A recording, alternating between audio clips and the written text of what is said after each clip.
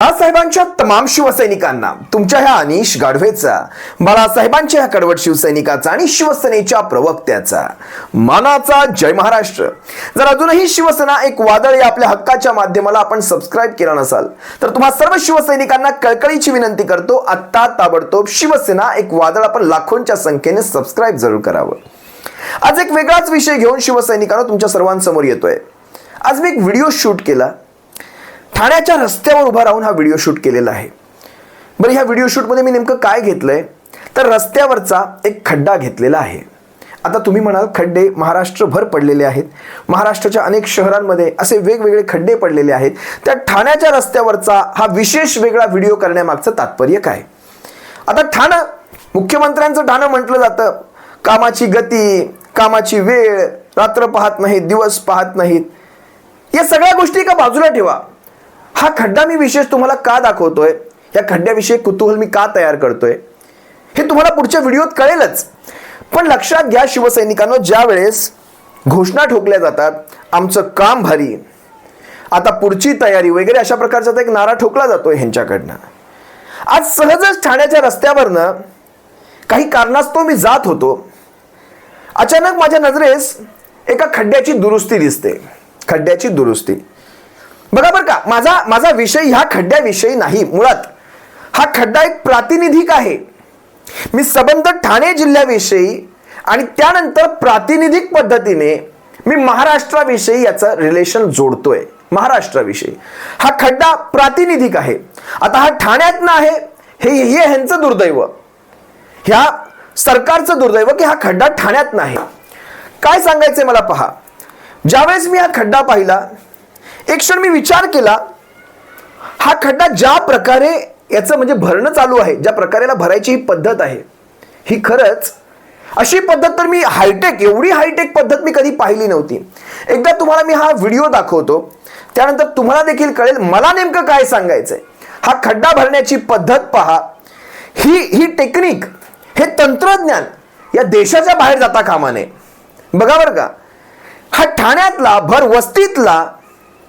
वस्तीतला खड्डा. बरं, मला सांगतात काय माहितीये, हा खड्डा आम्ही असा का भरतोय, सांगितलं असं जातंय की इथे ऍक्सिडेंट होऊ शकतात, ह्या जागेवर ऍक्सिडेंट होऊ शकतात, त्यामुळे हा खड्डा भरणं गरजेचं आहे.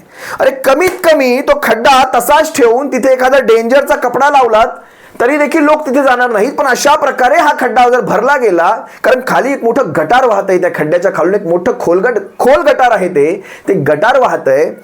जर एखादी गाडी त्या खड्ड्यावरून गेली आणि त्या गटारातच पडली तर कसं होणार? कारण रस्ता तर दिसतोय, पण रस्त्याच्या खाली काय आहे, काय मटेरियल घातलेलं आहे, हे तुम्हा सर्वांसमोर येणं गरजेचं आहे.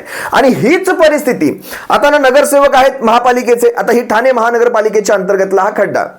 नगरसेवक आहेत का तर नाही. या सगळ्या कामांची परवानगी कुणाकडनं घेतली मी तिथे विचारायचा प्रयत्न केला. कोणीही म्हटलं नाही, आमच्याकडे कुठलीही परवानगी नाही. खोदलाय तिथे, बाजूला एक जेसीबी उभा आहे, भर ट्रॅफिक मध्ये हा जेसीबी उभा आहे. आता हा जेसीबी इथे उभे असलेले, ज्यावेळेस माझे प्रश्न सुरू झाले ते तिकडून निघायला त्यांनी सुरुवात केली. कोणीही थांबलं नाही. त्यानंतर काही जणांनी, काही समाजसेवकांनी येऊन मला उत्तर देण्याचा प्रयत्न केला, पण ती उत्तरं काही मला पटली नाहीत. जे काही असेल, माझं खड्डा भरण्यावर माझा आक्षेप नाही. खड्डा भरलात, मी तुमच्या कामाचं अभिनंदन करेल. मग तिथे कोणीही असो, कुठल्याही पक्षाचा असो, तुम्ही खड्डा भरताय, तुमच्या कामाचं अभिनंदन. होय, शिवसेनेचा मी आहे, मी तुमच्या कामाचं अभिनंदन करतो.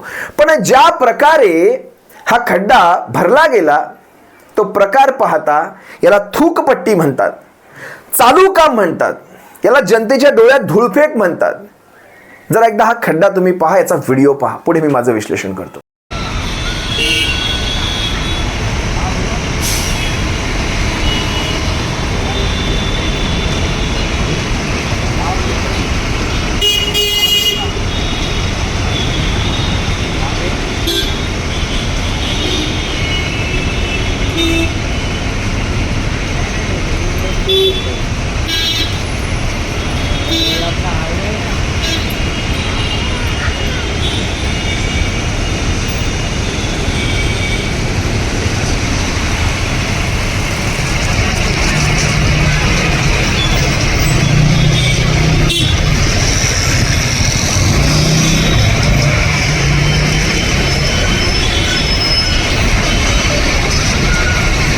सस्ने हे जय महाराष्ट्र.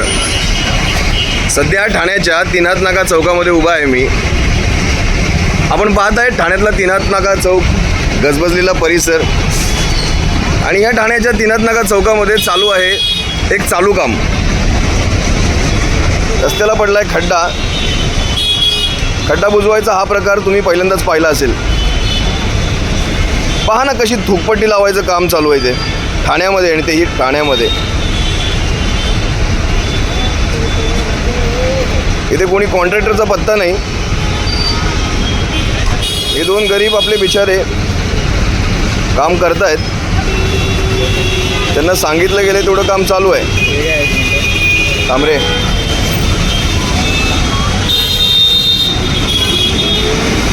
हे अशा प्रकारचं काम ठाण्यामध्ये चालू आहे. खाली टाकलेत प्लायवूडचे, खाली टाकलाय प्लायवूड आणि वर टाकल्यात सळ्या, आणि त्याच्यावर टाकलं जाणार सिमेंट. थोडासा माझा आवाज तुम्हाला पोचत नसेल, पण ऐकायचा प्रयत्न करा. प्लायवूडच्या वर टाकल्यात सळ्या. आणि हे काम कसं आहे माहिती आहे का? तुम्हाला काम दाखवतो. जरा एवढी बस जाऊ द्या, तुम्हाला दिसेल हे काम कसं आहे.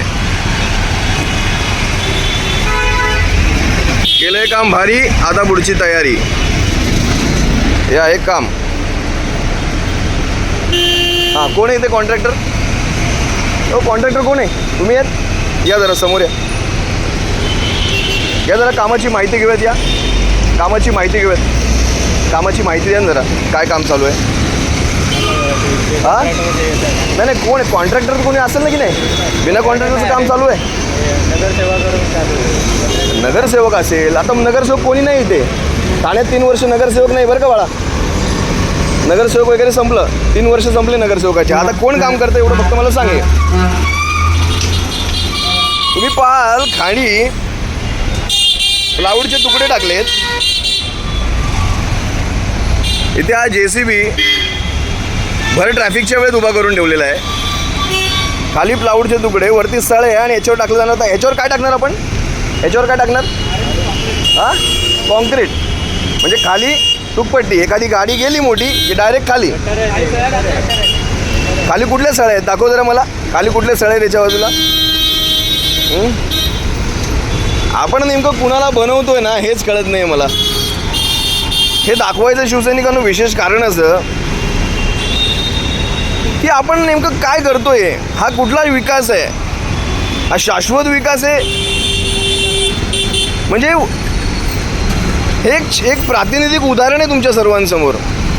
हे अशा प्रकारचं ठाणे महानगरपालिका राहिलीच कुठे आता, पण अशा प्रकारचं काम होणार आहे आपल्या इथे. बरं, ज्यावेळेस मी विचारायला सुरू केलं, सगळे रफादफा झाले इथनं.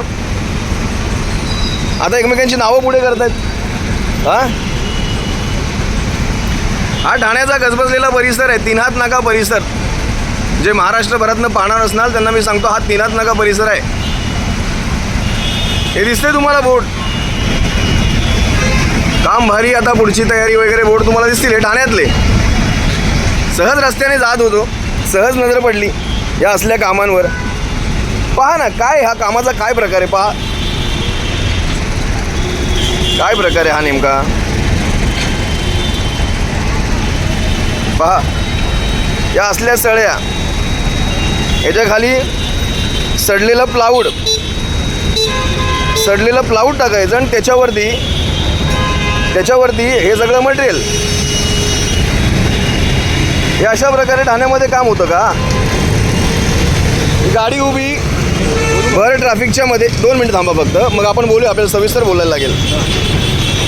भर ट्रॅफिकच्या मध्ये ही गाडी उभी आहे. भर ट्रॅफिकमध्ये एक काम चालू आहे. कामाबद्दल अप्रिशिएट, कामाबद्दल तारीफ करावी लागेल, पण कामाच्या दर्जाबद्दल विचारणं हा प्रश्न आहे ना. आपल्या सर्वसामान्यांना हा प्रश्न आहे. मुख्यमंत्री साहेबांचं ठाणं आहे आणि साहेबांची कामाबद्दल ख्याती आहे खरं तर. मग असं काम ठीक आहे. आता काही शब्द कॉन्ट्रॅक्टरांशी बोलतो आणि त्यानंतर तुमच्याशी पुढे कंटिन्यू करतो. जय महाराष्ट्र शिवसैनिक. हा व्हिडिओ बघितल्यानंतर तुमच्या देखील डोक्यामध्ये एक संतापाची लाट उठली असेल. खाली सडकं प्लायवूड टाकलेलं आहे, त्याच्या खाली गटार आहे, वरती फक्त 8-10 सळ्या टाकलेल्या आहेत आणि त्याच्यावर टाकणार होते सिमेंट. वरतून सिमेंट खूप सुंदर दिसेल, पण त्या सिमेंटच्या खाली नेमकं काय आहे हे कुणालाच कळणार नाही. 8-10, 15-20 दिवसांनी हा खड्डा परत पडेल, आम्ही परत त्याच्यावर एखादं सिमेंट टाकायचा प्रयत्न करू, परत एखादं टेंडर मिळेल, परत त्या खड्डा भरण्यासाठी 20, 30, 40 हजार रुपये लावले जातील. विचार करा, तो जेसीबी तिथे उभा आहे, तो जेसीबी आता जेसीबीने खड्डा भरला जाणार होता का? पण जेसीबी उभा आहे म्हणजे जेसीबीचा पण कुठेतरी खर्च जोडला गेला. त्या खाली प्लायवूड टाकले गेले सडके, म्हणजे तिथे टाकताना आपण प्लायवूडचा पण खर्च लावणार. त्या सळ्या 8-10 टाकल्या गेल्या म्हणजे खरंच तिथे 8-10 सळ्यांचा पैसा जोडला जाणार का? कुठल्या प्रकारचं सिमेंट टाकलं जाईल, काही कशाचा कशाला थांग पत्ता नाही. खरं तर त्या ठिकाणी एखादी काय म्हणतात त्याला, जाळी टाकायला हवी होती, जेणेकरून कधीही तिथून खालचा कचरा उपसायचा असेल, काही असेल, ती जाळी खोलून खालचा कचरा उपसला जाऊ शकतो, काही असेल. मला माहित नाही, इंजिनियर याच्याविषयी चांगलं सांगतील. मी प्रातिनिधिक बोलतोय तुम्हा सर्वांशी शिवसैनिकांनो, प्रातिनिधिक. हा असाच प्रकारचा कारभार सबंध महाराष्ट्रभर चालू आहे. आज तिथून हजारो जण ये जा करत होते, हजारो ठाणेकर ये जा करत होते, पण कुणीही त्यांना हा प्रश्न विचारायची हिंमत केलेली नाही. खरं तर हे दुर्दैव आहे आपल्या सर्वांचं, हे दुर्दैव आहे. आपण तिथून बाजूने जातोय, अगदी लोक पाहतायत, इथे काहीतरी खड्डा दुरुस्तीचं काम चालू आहे, पण ते कशा प्रकारे होतंय एकाही व्यक्तीने तिथे उभं राहून त्यांना विचारायचं ते धारिष्ट दाखवलं नाही. मी आपल्या सर्वांवर ह्या गोष्टी सोडतोय. या अशाच प्रकारची कामं जर आपल्याला करून घ्यायची असतील तर द्या निवडून ह्या सगळ्यांना, घ्या ठाण्याचा उदो करून, घ्या ठाण्याचा उत्कर्ष करून. अशाच प्रकारचं ठाणं आपल्याला घडवायचंय का? तुर्तास इथेच थांबतो, तुम्हा सर्वांची रजा घेतो. सप्रेम जय महाराष्ट्र. काळजी घ्या शिवसैनिकांनो.